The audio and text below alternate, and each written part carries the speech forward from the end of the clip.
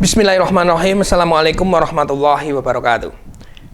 Pemirsa IPTV yang dirahmati Allah, ketika bisnis Anda punya masalah dengan cash flow, ketika bisnis Anda punya masalah dengan profit, apa yang harus Anda lakukan? Nah, banyak orang, banyak pebisnis yang apa yang dilakukan? Naikin omset, naikin omset, naikin omset. Oke.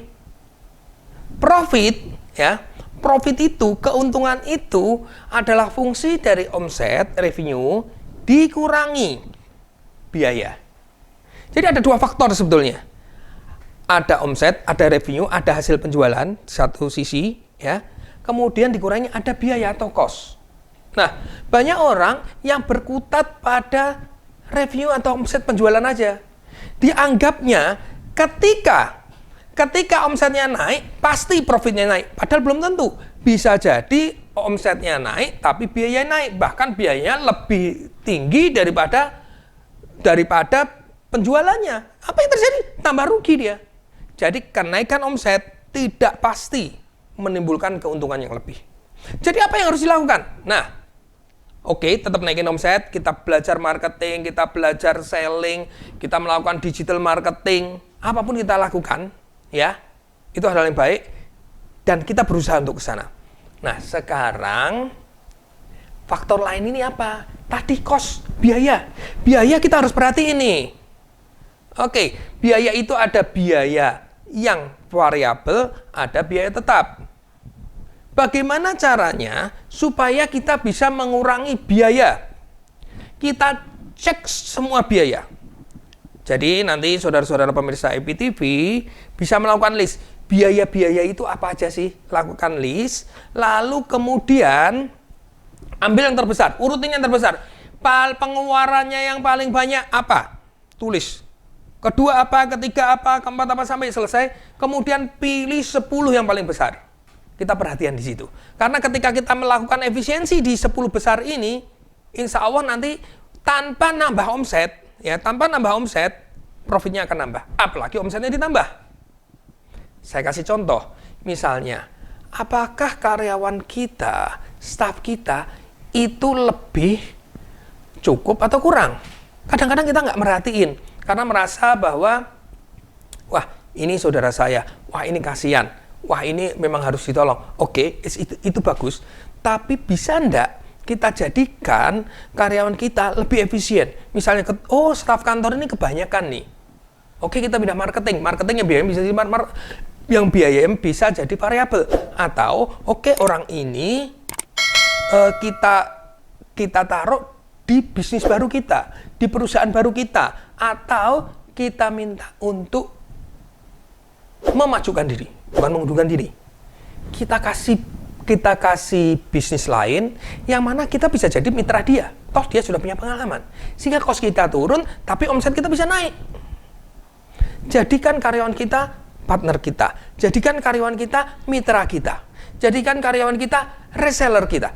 Ini contoh bisa menurunkan biaya. Lalu, apa lagi? Misalnya biaya-biaya untuk listrik. Apakah selama ini kita sudah perhati ini? AC apakah sudah dimatiin ketika tidak ada orang di situ? Apakah kita sudah merhatikan lampu ketika di kantor atau di bisnis kita sudah tutup, itu semua sudah mati. Toh ini juga mengandung bahaya ketika itu hidup. Jadi saudara-saudara, perhatiin ini listnya apa. Lalu kemudian ada juga nih yang besar nih, terutama yang punya produksi. Misalnya bahan baku. Bagaimana membuat bahan baku jadi lebih efisien? Misalnya saya kasih contoh nih. Saya punya perusahaan namanya Oricik. Oricik itu memakai salah satu menunya adalah nasi kebuli. Nah, nasi kebuli ini selama ini memakai santan yang berasal dari kelapa yang diperas kemudian dimasak. Apa akibatnya? Akibatnya adalah butuh tempat yang butuh tempat yang representatif, artinya itu tidak boleh sembarang ya, harus di frozen, butuh tempat yang gede, dan delivery-nya, penyimpanan cukup merepotkan. Kemudian ada ide, ada tawaran dari supplier. Ini ada santan yang bentuknya serbuk. Dari kelapa juga. Tapi memang sudah diserbuk. Ternyata setelah kita lakukan uji coba dengan perubahan formula, apa yang terjadi? Kita sudah bisa berhasil membuat nasi kebuli tanpa santan yang diperas, tapi pakai santan serbuk. Dan cost-nya, ya alhamdulillah bisa turun lebih dari 25%, sekitar 30%. Ini kan luar biasa. Jadi perhatiin ini, cost kita apa aja, biaya kita apa aja, mana yang bisa diturunkan. Lihatin satu persatu. Nah, saudara-saudara sekalian, ketika Anda melakukan ini, pemirsa ITV ketika melakukan ini, insya Allah kita bisa menaikkan profit tanpa harus menaikkan omset.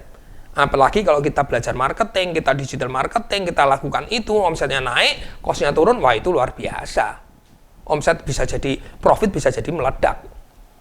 Demikian saudara-saudara sekalian, semoga ini banyak manfaatnya dan diaplikasikan. Ketika Anda belajar, jangan cuma seneng tahu, oh ya gitu toh caranya. Just knowledge saja, percuma. Aplikasikan meskipun itu sedikit. Meskipun sebisanya. Ya. Jika ini ada manfaatnya, please tolong share, subscribe, komen di channel ini. Sehingga kita akan mendapatkan manfaat kita bersama. Kok manfaat kita bersama gimana? Ya, ini akan jadi jariah kita semua. Jariah yang mengelola channel, jariah saya sebagai pengisi acara, dan jariah Anda sebagai penyebar kebaikan. Tentunya ini akan dinilai Allah Subhanahu wa Ta'ala sebagai ibadah yang tidak putus karena jadi amal jariah. Demikian saudara-saudara sekalian, terima kasih. Wabillahi taufiq wal hidayah. Wassalamualaikum warahmatullahi wabarakatuh.